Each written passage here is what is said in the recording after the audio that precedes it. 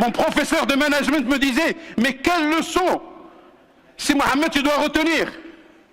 Et je n'ai pas de leçon à retenir. Qui est-il pour me dire, mais l'humilité managériale, le processus de réflexion collective, l'intelligence qui nous mène à réfléchir tous ensemble en tant qu'humains. Grâce à cette tolérance que nous prônons ici dans le Royaume du Maroc, nous allons avoir le plaisir d'entendre 3 sommités qui vont nous expliquer et nous donner des leçons à retenir de ce 11e congrès de l'AMCEP. J'appelle dans un premier temps Madame Annie Govin, directrice des affaires et relations internationales, Pôle emploi. Ladies and gentlemen, s'il vous plaît.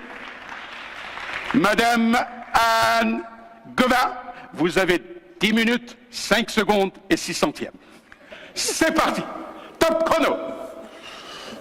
Monsieur le Président de l'AMCEP, cher Noureddine, Monsieur le Président d'honneur de l'AMCEP, cher Camille, Monsieur le Président sortant, cher Kaffer, Madame la Directrice de l'Emploi du ministère du Travail et de l'Insertion professionnelle, cher Amal, Monsieur, Mesdames les directeurs généraux, directrices généraux des services publics de l'emploi du monde, très chers collègues, représentants des services publics de l'emploi du monde entier, très chers collègues du secrétariat exécutif.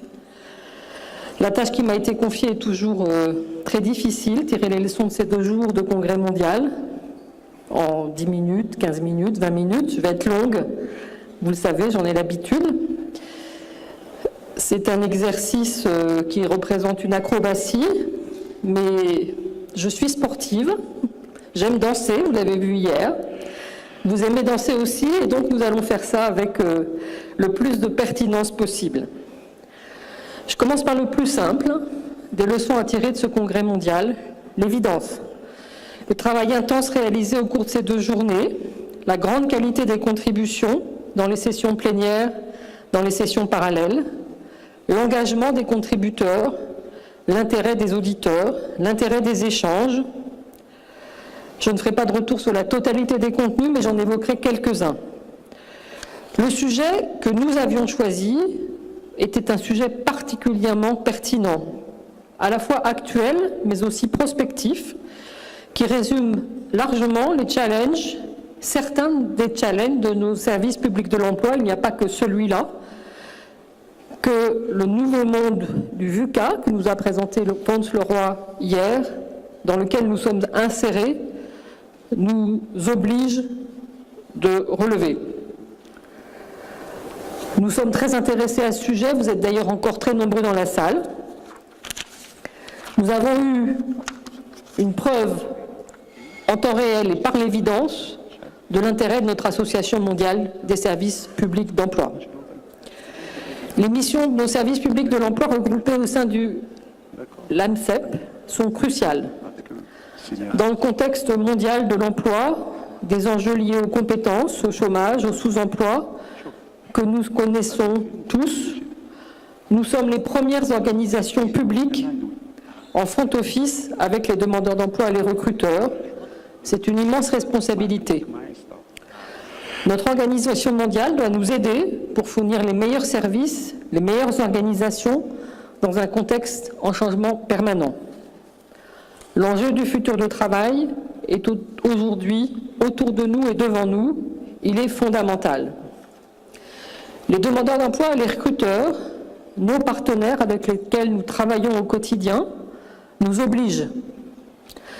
La diversité de nos situations d'emploi nous incite à la solidarité, à l'échange, à la coopération dans notre organisation qui est l'Association mondiale des services d'emploi public. Nous donnons et nous recevons. Nous sommes égaux dans notre organisation. Notre plateforme de connaissances, de réseau, d'accompagnement à nos changements constitue l'appui qui peut être offert pour une modernisation qui est à la fois un enjeu collectif, et nous sommes attendus autour du chemin, à la fois par nos usagers, mais aussi par les organisations internationales sur ce défi, et évidemment par nos gouvernements. Mais il doit être aussi adapté à chacune des situations individuelles de chacun des services publics de l'emploi que nous connaissons et que nous savons dans des situations très diverses. Pour rappeler quelques éléments de nos travaux, je vais évoquer quelques-uns des points qui m'ont marqué au cours de ces 2 journées de travail. D'abord, le contexte qui a été très bien posé hier matin, avec des regards différents mais convergents sur l'appréciation de l'effet de la digitalisation.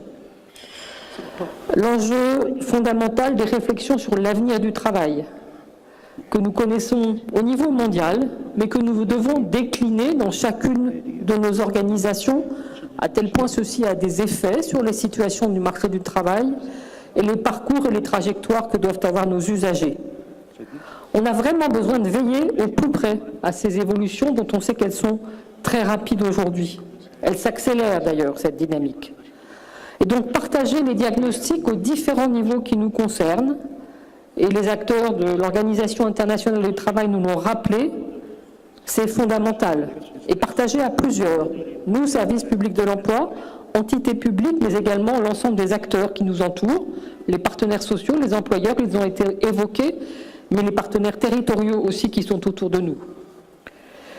Les effets sur les compétences, c'est un défi mondial, qui n'est pas tout à fait le même que celui de la digitalisation, mais c'est un défi extrêmement important. Dans la dimension de polarisation qui a été rappelée par l'OCDE, le rôle et l'enjeu fondamental de l'investissement dans les compétences est reconnu de tous pour comprendre comment est-ce que certaines de ces compétences deviennent obsolètes et d'autres deviennent émergentes. Nous savons aussi, ce que nous n'aurions pas dit avec autant de fermeté il y a 3 ans, il y a 6 ans, il y a 30 ans, que le sujet des soft skills, le sujet de la numératie, des compétences numériques, est un enjeu tout à fait fondamental.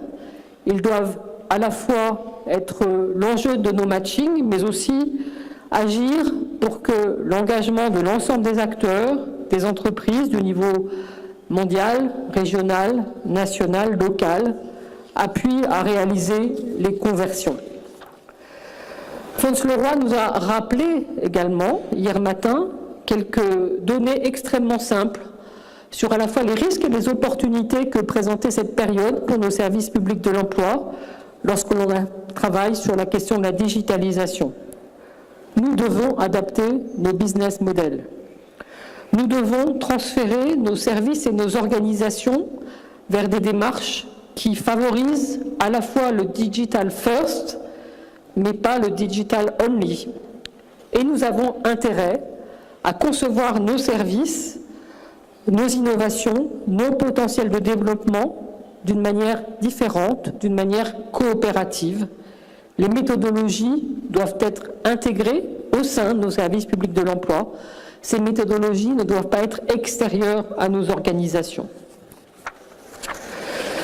Les sessions ont permis de cadrer plus précisément un certain nombre de sujets. J'en dirai quelques mots avec un choix d'un ordre qui évidemment a été le mien, mais je n'évoquerai pas en profondeur tout ce qui a été si bien rappelé ce matin par les rapporteurs.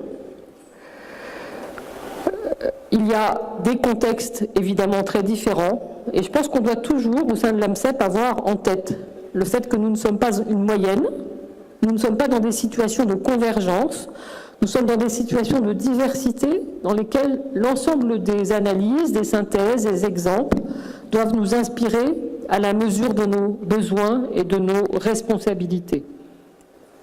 Les compétences numériques, c'est un enjeu de société, c'est un enjeu de citoyen, c'est un enjeu de pouvoir public.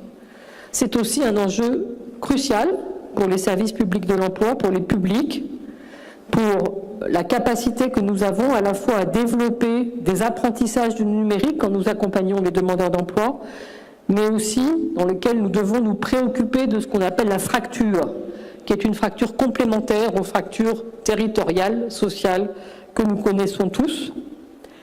Il doit y avoir, du coup, à développer ces services numériques et à travailler évidemment sur la bonne combinaison avec l'ensemble des autres services, par téléphone ou de face à face.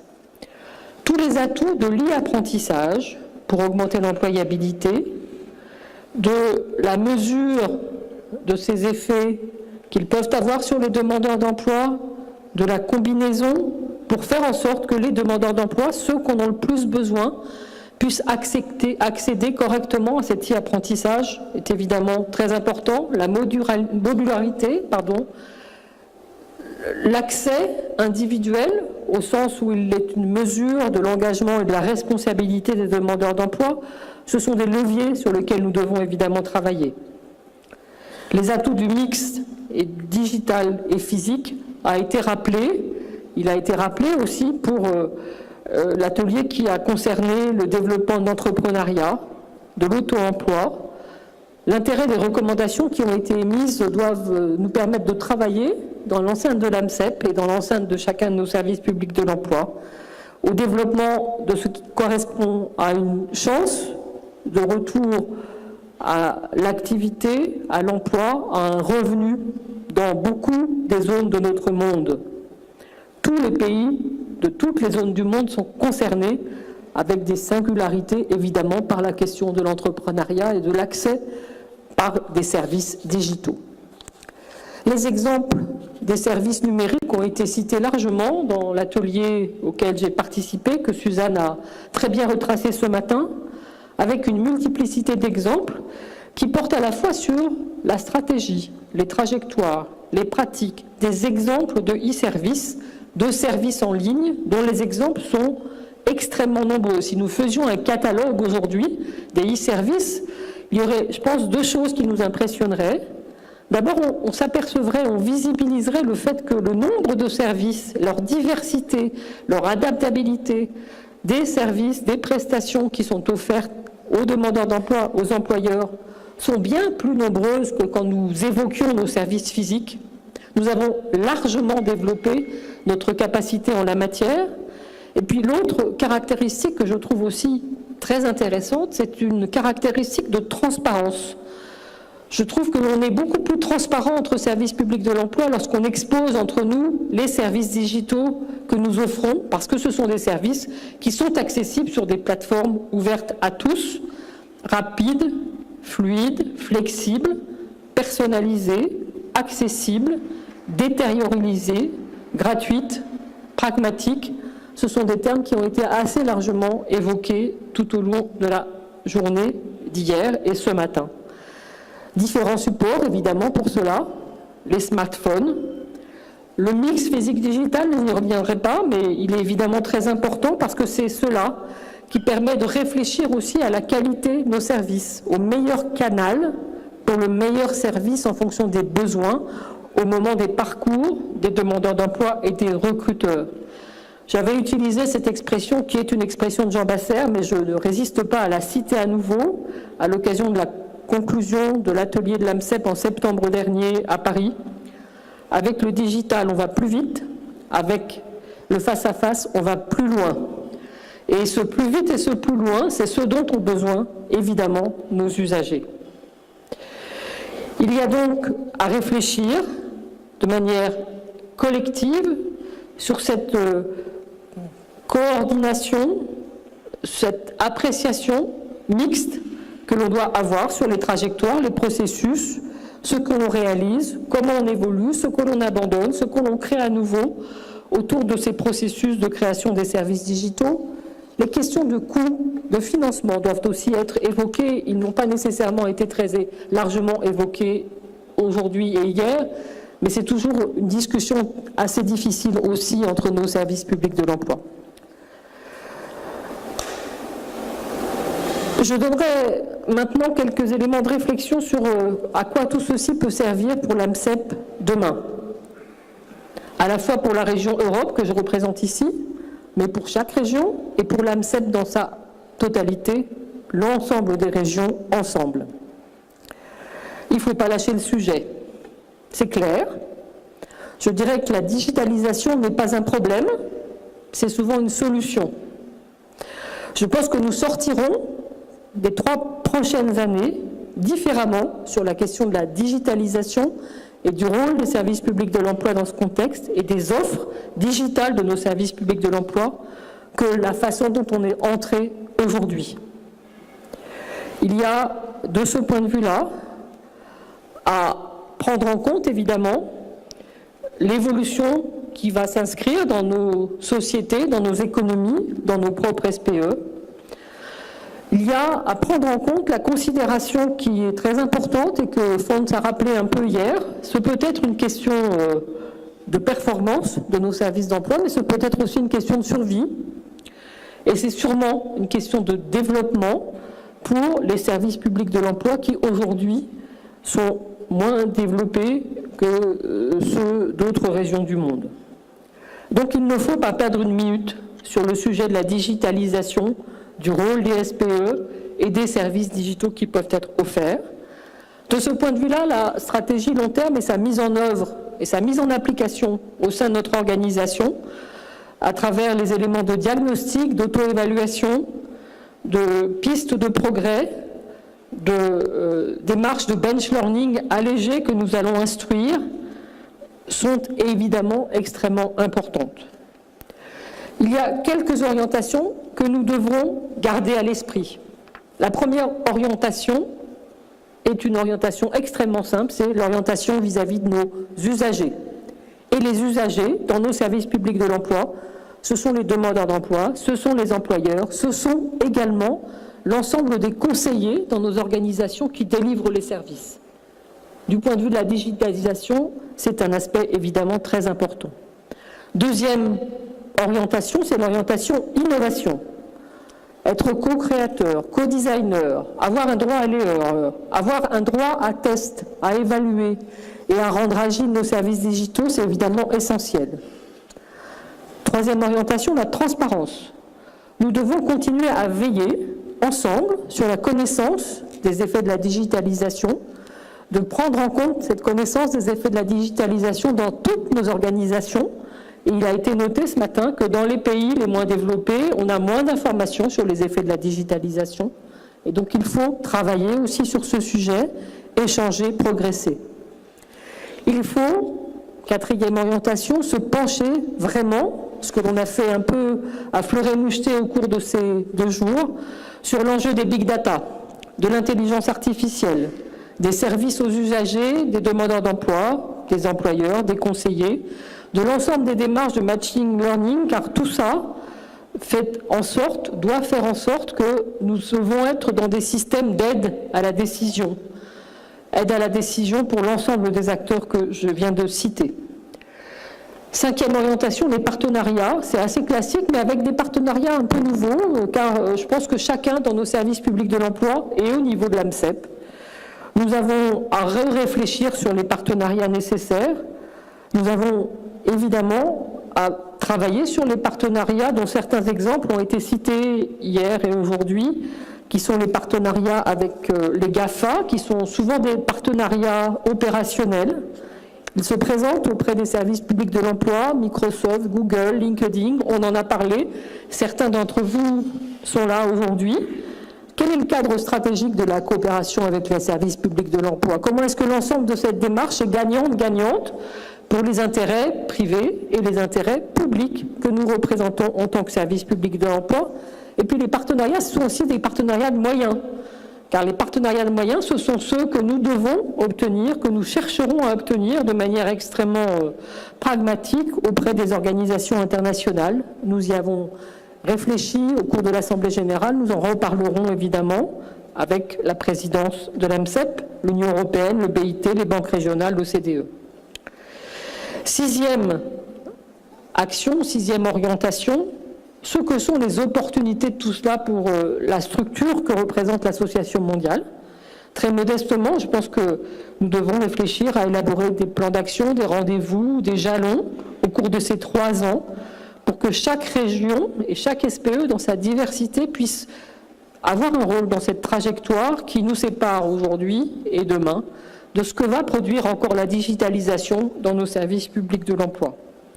Il faut donc travailler sur ces évolutions.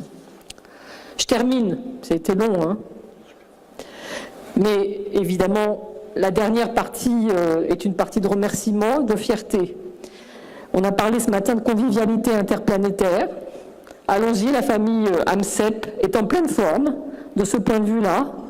Nous avons vécu des moments singuliers, des moments collectifs d'attention, de bienveillance, d'enthousiasme, de rire, de curiosité, d'imagination, de valeurs de solidarité et puis de grande capacité de travail. De quoi vraiment espérer beaucoup de notre association. Je ne suis pas sûre qu'on puisse espérer mieux, mais ça nous regonfle énormément ce 20 avril 2018 pour la suite. Remerciements évidemment au Royaume du Maroc, à cette organisation et à nos amis marocains qui ont été extraordinairement actifs, dynamiques et qui nous ont proposé 2 jours avec un programme très intéressant, les organisateurs, le comité scientifique, le comité technique, le maître de cérémonie qui nous a animés avec humour, la contribution des participants, les échanges entre nous. Et je termine, parce que je pense que c'est très important, le secrétariat exécutif, Françoise, Pierre-Alain, Jacqueline, Christine, je ne sais pas où elle est. Son nom a été cité à plusieurs reprises et évidemment, Pôle emploi est très fier que Christine ait contribué à la réussite et à l'excellence de ce congrès mondial. Merci. Merci. Merci beaucoup. Merci beaucoup, Annie. Si avec le digital, on va plus vite, et si avec le face-à-face, on va plus loin, avec Annie Gauvin, on va toujours de l'avant. Merci, merci Annie pour ces leçons à retenir et on en retiendra énormément. Et encore une fois, merci d'avoir fait confiance au Maroc pour cette organisation. Nous restons, ladies and gentlemen, mesdames, mesdemoiselles et messieurs, Anissati, Saïdati, Sadati, dans cette dynamique, le plaisir d'accueillir le grand, le beau, le perfect, le président d'honneur de la MCEP, Camille Moudet. Alors je n'ose pas vous dire 10 minutes parce que je vous laisse libre cours, mais je sais que vous tiendrez compte que vous ne devez pas faire plus que 10 minutes. Merci. Super. À vous. Je vais essayer de m'y tenir sur les 10 minutes, mais si je dépasse d'1 seconde, ne me tenez pas rigueur. Jamais. Monsieur le Président élu de l'AMCEP, encore félicitations. Monsieur le Président sortant, Madame la directrice de l'emploi, ministère du Travail et de la formation professionnelle, chers collègues, mesdames et messieurs, les leçons à retenir. À peine on vient de terminer la restitution qu'il faut faire un exercice intellectuel pour pouvoir retenir des leçons. On va s'y essayer et je pense que là, nous sommes rendus à la fin. Il y a certains qui sont partis, d'autres vont partir tout à l'heure. Et nous sommes venus pour nous rencontrer, réfléchir, échanger, apprendre, espérer et bien sûr aussi s'amuser, se réjouir pour un avenir meilleur pour nos SPE. Je pense que c'est un événement réussi, comme l'a dit tout à l'heure Annie Gauvin, et je crois sincèrement que nous avons atteint nos objectifs. Mais nous avions un thème, et ce thème, on vient de le dire, sur la question de la digitalisation. Et qu'est-ce que nous allons retenir une fois rentrés dans nos pays? La première leçon, pour moi, me semble très claire. Elle est que tous les SPE doivent s'adapter aux évolutions de leur marché du travail et principalement au phénomène de la numérisation, au phénomène de la digitalisation de nos activités. Et ces activités, elles sont l'intermédiation. Nous devons absolument adapter notre schéma cible de fonctionnement dans ce que nous faisons comme intermédiation pour pouvoir placer le maximum de personnes. Sinon, nous avons de la concurrence et nous serons lâchés si nous n'y allons pas. La formation professionnelle, ça a été soulevé, ça a été relevé, l'importance d'acquisition des compétences. Et ces acquisitions de compétences sont de plusieurs ordres. d'abord interne, parce qu'il faudra que notre personnel soit renforcé dans ses compétences à gérer cette digitalisation. Il faudra également aller vers nos chercheurs d'emploi pour qu'ils maîtrisent, n'est-ce pas, la manière de fonctionner, de rechercher le travail, de prendre contact des informations à partir des appareils que nous utilisons. Et bien sûr aussi les entreprises avec lesquelles nous travaillons. Vous savez, ça a été relevé tout à l'heure que nous n'avons pas, nous ne sommes pas au même niveau partout.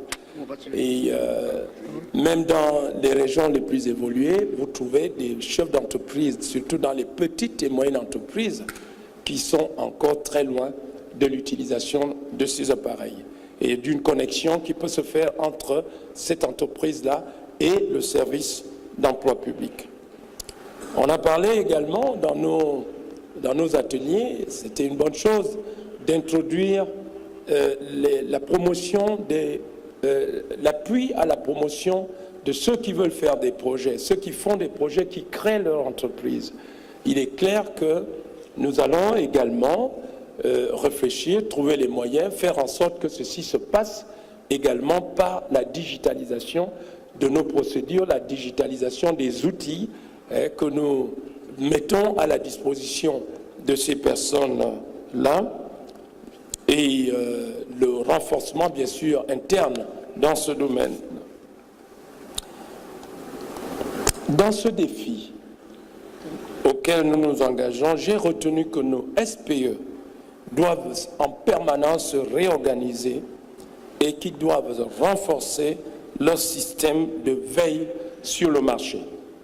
Élément très important, il faut, certains l'ont, certains n'ont pas, il faudra que ceux qui n'ont pas ce système veille, n'est-ce pas, le mettent en paiement, que ce soit vraiment une structure qui veille, qui analyse et qui anticipe et qui permet au service d'emploi public de ne pas subir, mais d'anticiper à temps, bien sûr, sur les nouvelles opportunités qui sont offertes par le marché. Alors, il faudra construire, il faudra renforcer les partenariats, ça c'est sûr, avec tous les acteurs du marché de l'emploi. Je pense ici aux services de placement privés, mais je pense aussi renforcer nos relations avec les entreprises. Et je crois qu'on n'a pas suffisamment, au cours de ce congrès, écouté les entreprises. Il faudra de plus en plus écouter les entreprises, surtout les petites entreprises qui sont dans le cas de certains pays, certaines régions et qui offrent l'emploi. Le cas par exemple du Cameroun, 80% des emplois offerts sont par des petites et moyennes entreprises. Il faudra les écouter, il faudra savoir comment est-ce que ces entreprises traitent cette nouvelle façon de recruter par la digitalisation.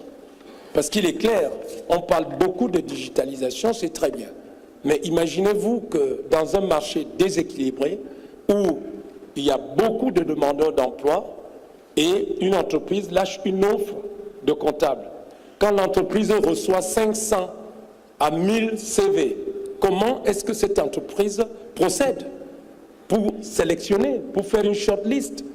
A-t-elle les capacités de sélectionner 1000 CV? Comment elle fait, cette entreprise-là? Il faudrait qu'on les écoute, qu'on sache combien ça coûte, combien ça leur coûte en temps et autres, n'est-ce pas, et en personnel aussi. C'est des choses que nous, on a un peu expérimentées en posant la question aux entreprises avant de venir pour savoir comment est-ce qu'ils font lorsqu'ils reçoivent des dizaines et des dizaines et des dizaines de CV. Quelle est l'organisation qu'ils mettent en place pour pouvoir finalement sélectionner une personne.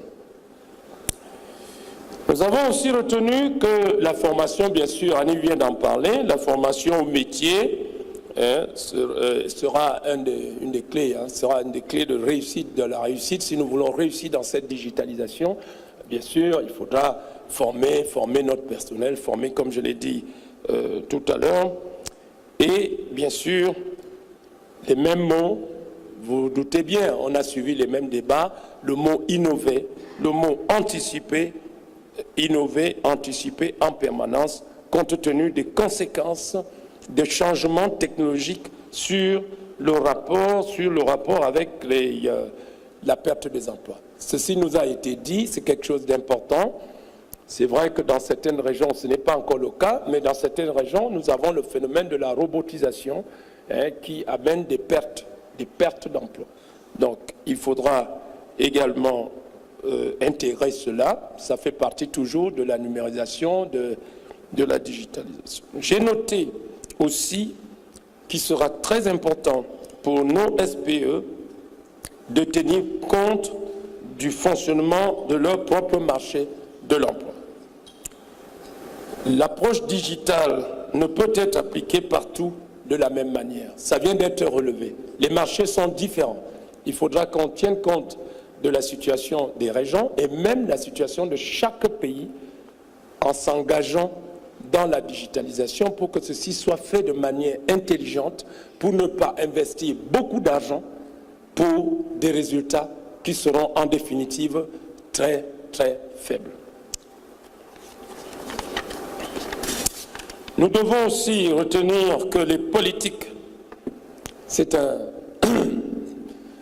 aspect qui est très important. Nous travaillons sous des politiques que mettent en place nos gouvernements. Donc, ces politiques-là influencent à la fin nos résultats. Donc, nous ne devons pas rester en spectateur et juste une exécution de ces politiques, mais par notre système veille que nous avons sur le marché du travail, nous devons être des forces de proposition pour nos gouvernements, pour que ces gouvernements-là, en prenant des politiques sur l'emploi, tiennent compte de la réalité que nous vivons sur le terrain. Et ça, c'est en termes de législation, et c'est en termes de réglementation, qui puissent également être favorables à nos services d'emploi public pour que nous puissions travailler de façon plus efficace. Enfin, j'ai retenu une grande leçon à ce congrès. Annie vient d'en parler, c'est celle qui fait que nous nous sommes, comme je l'ai dit, rencontrés. Nous nous sommes parlé, des sympathies sont nées entre les uns et les autres, et ces sympathies actuelles pourront demain devenir des amitiés entre les responsables que vous êtes des services d'emploi public. Il y a des promesses qui ont été faites. J'ai moi-même personnellement rencontré plus de 10 collègues et nous avons promis nous retrouver. Nous avons promis nous renforcer parce que tout ceci, comme il est dit, vous avez des services d'emploi public qui sont encore dans une phase de montée, n'est-ce pas, qui ne fonctionnent pas de manière totalement convenable. Donc, ces partenariats, cette manière de nous rencontrer va permettre que nous allons nous renforcer les uns les autres. Ceux qui sont plus grands vont tenir à la main ceux qui sont plus petits, n'est-ce pas, pour qu'ils puissent être à niveau et pouvoir relever ce défi du chômage que la plupart des pays rencontrent. Alors, en ce qui concerne l'AMCEP, nous souhaitons que l'AMCEP encourage ces partenariats dans l'avenir pour que ça ne reste pas une réunion qu'on a tenue à Marrakech. Et quand on va dans la réalité des services, il y en a qui sont très avancés, le Canada, les Pays-Bas et bien d'autres pays, et il y en a qui entendent cette question comme un conte de fées. Il faudra bien que tout ceci, à un moment donné, s'équilibre par des partenariats bilatéraux que l'AMCEP doit encourager. Et ces partenariats bilatéraux retrouvent ce qui a été souhaité pendant les jours que nous avons travaillé, c'est-à-dire les parrainages. Merci à tous. Merci, bon retour dans vos pays. Et encore une fois, félicitations au Maroc et bonne chance. Merci, merci beaucoup. Monsieur Camille Moutet, président d'honneur de l'AMCEP Cameroun, ça a été un plaisir de vous revoir encore une fois. Troisième et dernière intervention de cette matinée, j'appelle le spécialiste et coordinateur des services de l'emploi et politique active du marché du travail à l'OIT, Monsieur Michael Mwazika Kata. S'il vous plaît, qu'il en soit remercié. Bienvenue, très très heureux de vous accueillir. Vous nous venez du Malawi, c'est bien ça. Je vous en prie.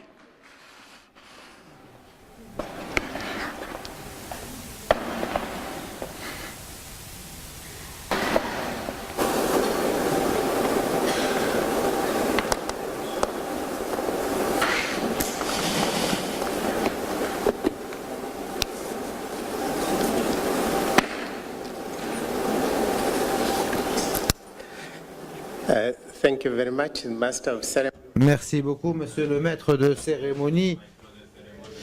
Monsieur le maître de cérémonie, je vous remercie. Monsieur le Président, félicitations. Monsieur l'ex-président de l'AMCEP, Monsieur le Président honoraire, chers membres, chers collègues, mesdames et messieurs.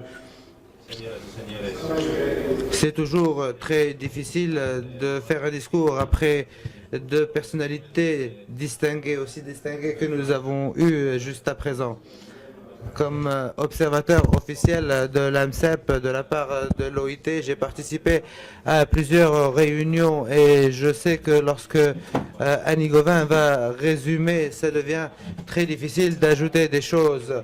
Et donc je vais essayer de voir un petit peu des réflexions. Elle en a ajouté à la fin.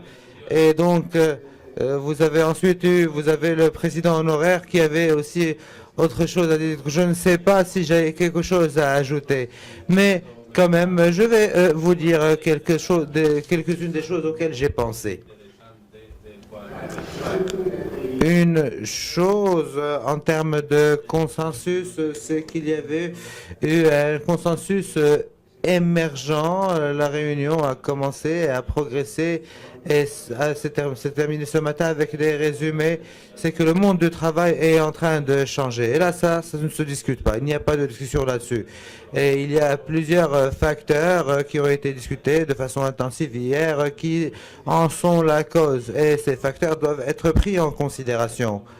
Et il s'agit de la démographie, de la mondialisation, du changement climatique, des politiques économiques et de la consolidation fiscale. Comme vous le savez, après la crise, il y avait une certaine sorte d'expansion macroéconomique, etc. Mais quand les choses ont commencé à s'améliorer, il y a encore eu la consolidation fiscale. Et ceci a eu un impact sur les services d'emploi public. Alors que les changements, je pense que ce que je pourrais vous dire par rapport à hier, c'est que nos valeurs ne devraient pas changer. Les valeurs telles qu'elles ont été représentées et reflétées dans la Convention 122 de l'OIT sur la Convention des politiques d'emploi, qui fait la promotion de l'emploi productif. C'est toujours un objectif qui est réalisable. La façon de réaliser cet objectif peut changer. La définition de ce qui est décent et de ce qui n'est pas décent pourrait changer. Mais l'objectif ultime d'avoir des emplois décents qui vont contribuer à une croissance inclusive et à la réduction de la pauvreté est toujours là.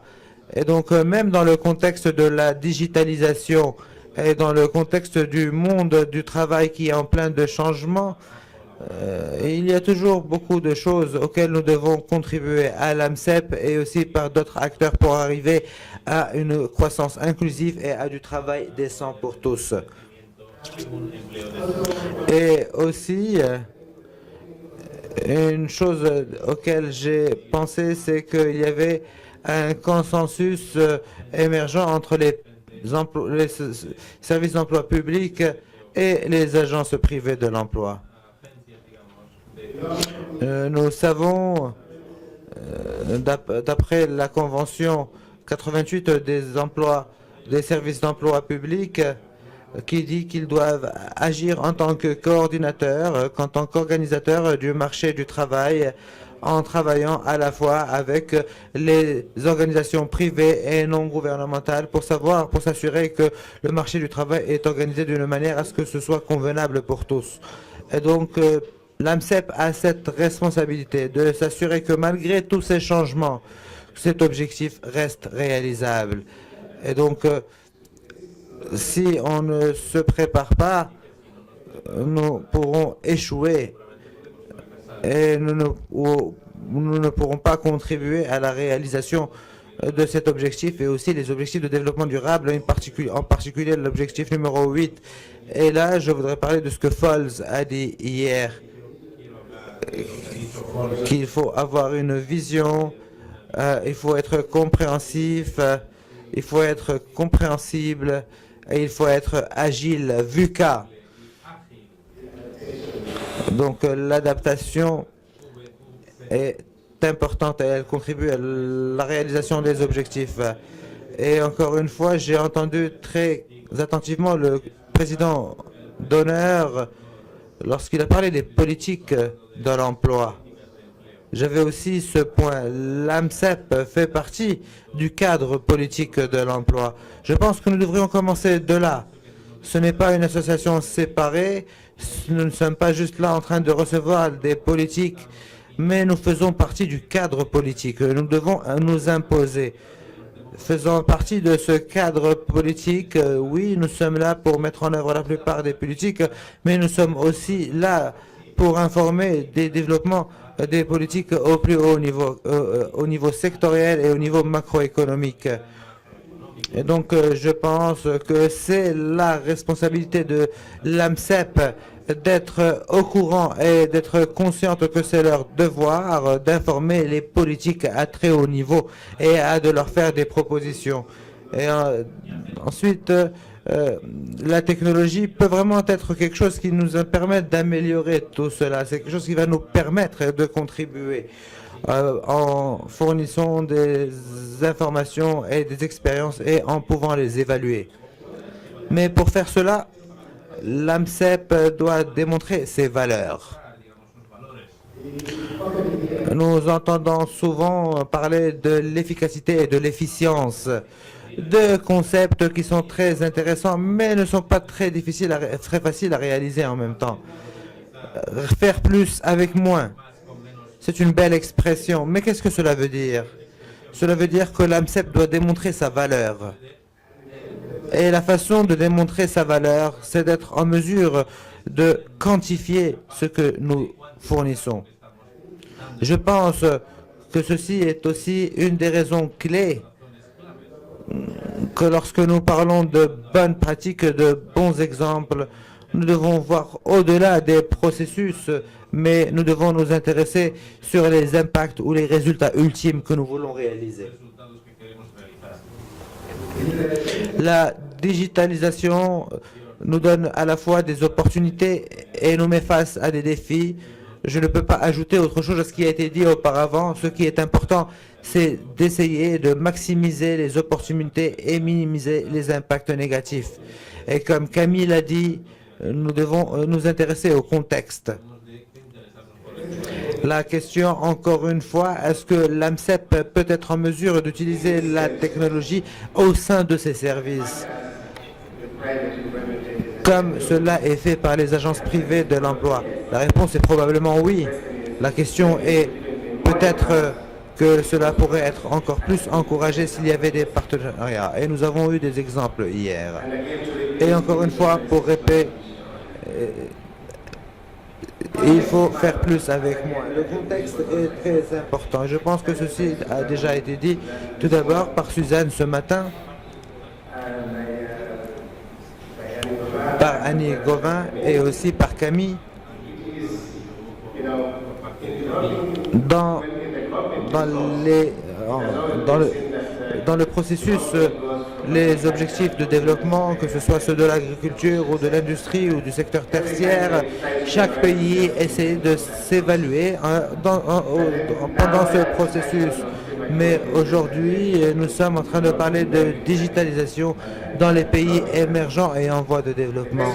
La question est donc, est-ce que ceci est unique pour le développement ou est-ce que l'AMCEP dans les pays en voie de développement émergent peut passer par les mêmes étapes que cela a été le cas dans les pays développés? Sinon, quels sont les modèles innovants que l'AMCEP devrait adopter dans les pays émergents et en voie de développement dans le cadre du contexte des économies et du niveau du développement et des ressources qu'ils ont à leur disposition pour fournir des services qui vont répondre à ce qui est requis?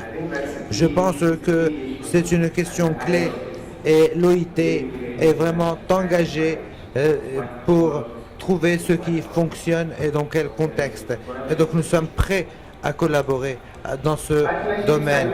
Les partenariats sont utiles et inévitables et dans ce cas je vais parler de partenariats en termes de services. Mais ça ne doit pas seulement être des partenariats financiers, ça dépend des contextes. Nous avons fait des recherches hier et nous ne trouvons pas de conclusions concrètes pour savoir qui a de meilleurs services, mais il y a des preuves qui nous démontrent que le travail en partenariat peut donner des résultats meilleurs.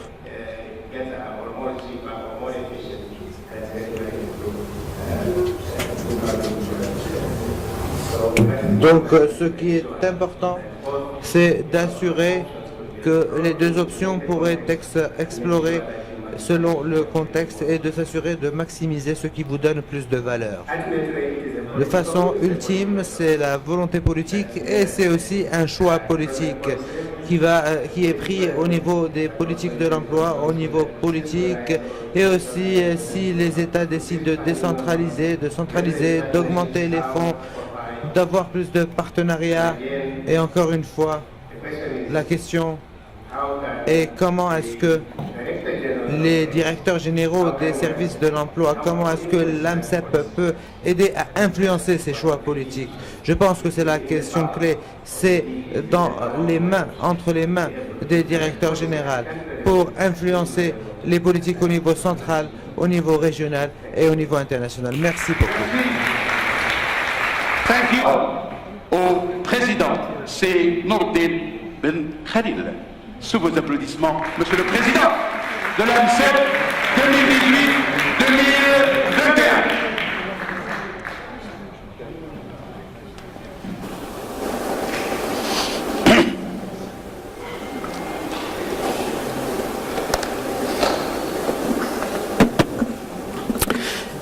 Chers amis et collègues, Monsieur le Président d'honneur, Monsieur le Président sortant, Madame la Directrice de l'Emploi, Madame et Messieurs les Vice-présidents, Mesdames et Messieurs les Directeurs généraux et Directrices générales, tout d'abord je tiens à vous remercier toutes et tous parce que vous avez permis de vivre l'esprit AMCEP, comme ça a été souligné par plusieurs collègues avant moi. L'AMCEP a toujours été tout ça. Beaucoup de contenu scientifique, beaucoup de sujets d'intérêt central, de la grande expertise sur des sujets qui nous intéressent tous, sur des sujets profonds, de qualité, qui posent des enjeux majeurs. Et l'AMCEP aussi a été et le restera un espace de relations, un espace convivial, et c'est une famille. La famille AMCEP est appelée à se renforcer et est appelée à aller de l'avant et à faire des efforts très importants. Je voudrais aussi remercier toutes et tous les, les individus, toutes les personnes et tous les individus qui ont contribué à la réussite de ce congrès. Je commencerai par la présidence sortante, le secrétariat exécutif qui a fait beaucoup d'efforts et qui a été derrière la réussite de ce congrès, et je voudrais remercier particulièrement l'équipe de l'ANAPEC qui s'est investi énormément dans la préparation et dans la réussite de ce congrès, et à sa tête, Anwar Alaoui, que je vous demanderai d'applaudir.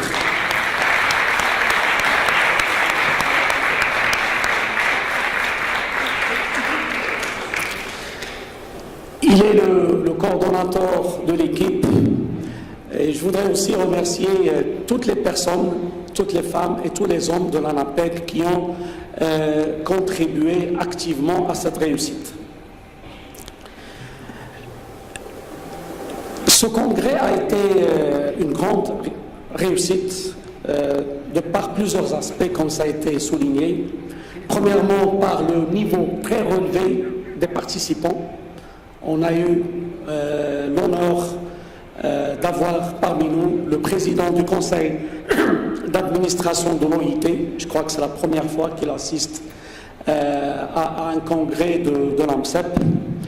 Il y a avec nous beaucoup d'institutions internationales qui sont importantes et qui constituent des partenaires stratégiques pour l'AMCEP et pour les questions de l'économie, de l'emploi et du développement des ressources humaines. Les niveaux d'intervention étaient très élevés. Le sujet est un sujet d'actualité. Je crois qu'on a eu à partager ensemble au moins 3-4 idées qui sont très stratégiques et très décisives pour l'avenir de nos SPE. La première, c'est, comme vous l'avez vu, c'est le chantier de la digitalisation qui est une action incontournable. C'est un chantier dans lequel on doit s'engager activement. On n'a pas le droit de ne pas le faire. On a eu aussi droit à un sujet qui nous préoccupe tous et qui va préoccuper de plus en plus, je dirais, le marché de l'emploi, à savoir je dirais pas la probable, mais l'incontournable destruction de certains emplois, ou plutôt leur transformation. Et face à cela, il va falloir qu'on soit très proactif et qu'on soit imaginatif au niveau des idées. Je dirais cette réalité, on ne connaît pas aujourd'hui son ampleur. Est-ce qu'il s'agit vraiment de 15% des emplois existants? Il y a des prévisions qui donnent jusqu'à la moitié des emplois existants. J'espère que ça ne sera pas aussi important que cela, de telle sorte que la Terre est amenée à vivre un phénomène qui est le suivant. Il y aura de la croissance, il y aura de la production de la richesse, mais il y a le risque de ne pas avoir d'emploi pour tout le monde. Au point qu'on est déjà en train de réfléchir dans certains travaux de recherche à ce qu'on peut appeler un revenu universel. L'idée est la suivante: il y aura de l'argent, il y aura de la richesse, il y a des gens qui vont travailler, et pour que les autres puissent quand même vivre et s'intégrer dans les sociétés, on est en train d'imaginer une sorte de revenu universel pour ne pas les laisser en marge de la société. Ceci ne réglera en aucun cas l'aspect fondamental de l'emploi, à savoir la dignité et à savoir le fait de se sentir utile pour la communauté. L'emploi est quelque chose je dirais, de profond. L'avenir, comme ça a été souligné à maintes reprises au niveau de l'AMCEP, c'est continuer à renforcer la cohésion entre les membres de différents bords, de différents continents. Personnellement, je m'engage à y travailler. Continuer à positionner l'AMCEP au niveau international et au niveau institutionnel. À ce titre-là, plusieurs dates ont été retenues. Je citerai mi-juin, avec le président du conseil d'administration de l'OIT, on a convenu de mettre en place un partenariat stratégique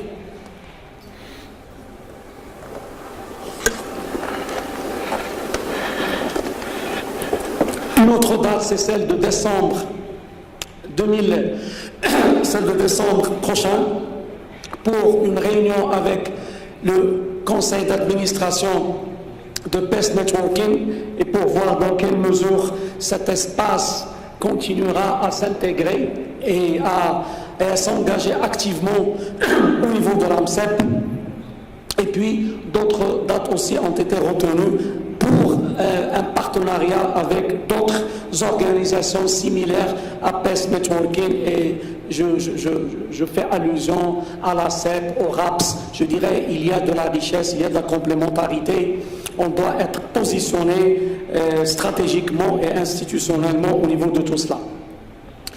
L'avenir, c'est le déploiement de la stratégie sur le long terme, comme on l'a vu ensemble, et c'est quelque chose qu'il va falloir qu'on réussisse, parce que ça permettra à chaque SPE de mettre en place une feuille de route à l'horizon 2025 et avoir de la visibilité et travailler sur des chantiers qui sont clairs, et ça permettra aux SPE, comme l'a dit Camille, qui ont besoin d'être accompagnés, d'avoir de l'aide. Comme il a dit, je compléterai les SPE qui ont des besoins vont être parrainés par les SPE qui ont plus d'avance et plus d'expertise, et les SPE qui ont moins, je dirais, de choses peut-être à apporter aux SPE développés continueront à challenger les SPE développés, et c'est aussi assez riche.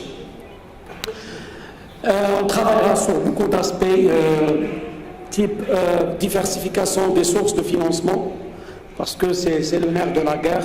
On a besoin de moyens pour pouvoir faire plus d'événements. Il y a des idées qui ont été citées. On va poursuivre à ce titre-là, tout en gardant l'esprit de l'AMCEP et son autonomie par rapport, je dirais, aux organisations qui ne sont pas tout à fait, je dirais, similaire à notre organisation, qui a quand même sa spécificité, à savoir le caractère public. Mais des partenariats seront de toutes les façons utiles avec tous les intervenants, de par le rôle qu'on doit jouer et qui a été rappelé par le BIT, à savoir celui d'animateur du marché du travail et de coordonnateur de l'action, d'accompagnement et d'appui à l'insertion professionnelle et à la lutte pour l'emploi. Voilà, ainsi prendra fin notre congrès. Je tiens à souligner que le programme ou les activités ne sont pas encore finis. Cet après-midi, il y aura une visite culturelle assez intéressante au niveau de Marrakech. Donc, vous êtes tous invités à cette visite culturelle. Je vous dis merci, bon retour, et je vous donne rendez-vous aux prochains événements de l'AMCEP. Merci. Merci, Monsieur le Président. Plein succès et bon courage pour votre mandat. Ce n'est pas fini. Je donne la parole à la cheville ouvrière de cet événement, grâce à qui je suis là. Je tiens aussi à remercier tout particulièrement, et je vous demande de l'applaudir, Christine Melika, qu'elle se lève, parce qu'elle m'a fait confiance. Merci Christine. Merci de tout ton travail. On l'a souligné, mais je le souligne, en complicité créative avec Monsieur Anwar El-Alaoui, s'il vous plaît, pour le mot de la fin. C'est pas un mot de la fin, mais c'est juste en complément à ce que disait le président. Avec beaucoup de peine aussi, on va vous dire au revoir, mais on se donne rendez-vous très bientôt. Je vais le dire en arabe, mais je compte beaucoup sur nos interprètes qui nous ont accompagnés pour le dire. Mallam yashkouri nas, et je te laisse continuer, c'est Mohamed. Que ceux qui ne remercient pas les personnes, Dieu ne les remercie pas. Ne les remercie pas. Voilà. Le président l'a fait. Très touchant votre mot, Monsieur le Président. Tout le plaisir est pour moi de voir tout le monde ici, une salle comble, une salle aussi pleine même à la dernière journée. Ça prouve que nous avons en quelque sorte honoré nos engagements, mais je tiendrai personnellement à remercier d'autres personnes. Sans elles, nous ne serons pas ici. Nous ne serions jamais été à ce confort. Et j'appelle pour commencer, et sur scène, mesdames et messieurs, toute l'équipe du secrétariat exécutif qui ont travaillé d'arrache-pied en collaboration avec toutes les équipes de l'ANAPEC pour réussir cet événement. Allez, le secrétaire exécutif, comment Christine. Merci, Jean-Denis, Pierre-Alain, grande pensée sous vos applaudissements à Madame Abril, qui n'est pas là, qui n'a pas pu être des nôtres, mais qui a fait aussi un bon travail. Elle mérite aussi d'être applaudie. On l'applaudit, mesdames et messieurs. Bravo, merci. L'équipe de choc de l'ANAPEC qui a pendant quelques mois travaillé d'arrache-pied, des nuits blanches, des journées continues, puisqu'on était ensemble en contact, à qui je demande, pour celles ou ceux dans la foulée du travail, de me pardonner s'il y a eu des attitudes, l'adrénaline quand elle monte, je vous laisse imaginer, mais la pression était énorme pour recevoir autant de beau monde et surtout veiller à leur confort. Toute l'équipe, mesdames et messieurs, de l'organisation, L'équipe de l'ANAPEC, toutes les qui se reconnaissent, toutes ces personnes qui ont travaillé dans l'ombre, on les applaudit très fort. Madame Grace, Cézobir, Madame la directrice des affaires générales, l'équipe scientifique, Sirokash, Amina, Marwan. bravo. Pas de course. C'est parti pour finir en beauté. Pensez à ces Khalid Hind aussi, s'il n'est pas ici dans la salle. Bravo les jeunes, tous jeunes comme moi. On lui a fait confiance, mesdames et messieurs, on lui a fait confiance, mais je pense qu'elle a honoré notre confiance du moment où on était en train de la découvrir, mais avec le témoignage aussi du secrétariat exécutif et des gens qui l'ont côtoyé. Madame Fdoua Majidi, PC Travel, l'agence Bravo. accompagnée. L'hébergement, la restauration, la soirée d'hier, le transport, les hommes et les femmes de l'ombre. Bravo TC Travel. Bravo Fedouard. Et toute ton équipe. L'équipe de traduction pilotée par le maestro Tamir, il est où? Tamir, Tamir. un représentant à l'équipe. Ah là, ces jeunes d'aujourd'hui, incroyables mais vrais. Il travaille beaucoup dans l'ombre. Merci. Merci aussi.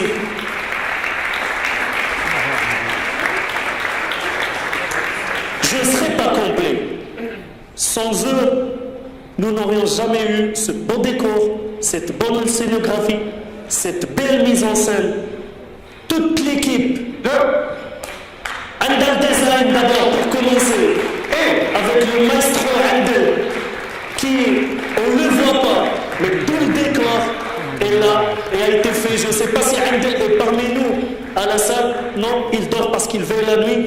Il vient juste la nuit pour travailler et puis nous le remercions et il mérite qu'on l'applaudisse, mesdames et messieurs. C'est toute la production artistique.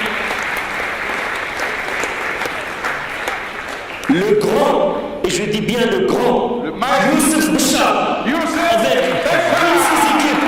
Youssef, enseigne. Youssef, tu viens là, Youssef. Il est timide, Youssef Bouchard, plus timide que moi. avec toutes ses équipes, je ne peux pas les placer. Pour dire que tu es toujours en forme. Younes et toutes les équipes de la régie, je vous applaudis. Merci pour tout le travail qui a été fait. Merci pour la qualité que vous nous aviez donnée.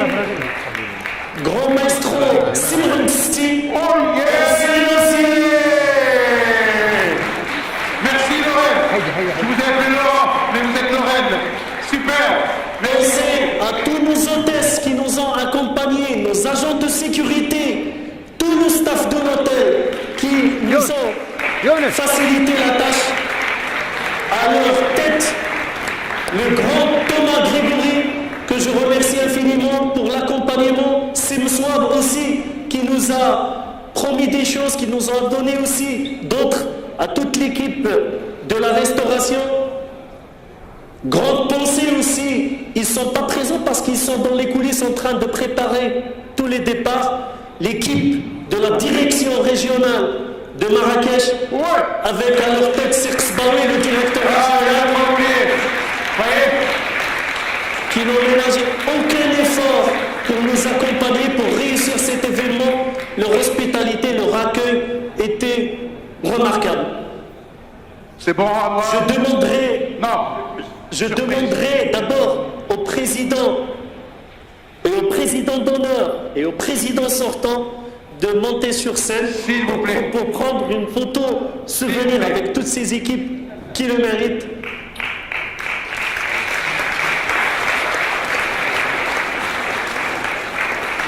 Merci à vous les intervenants, les speakers, les coordinateurs. Tous les speakers, les rapporteurs, merci beaucoup.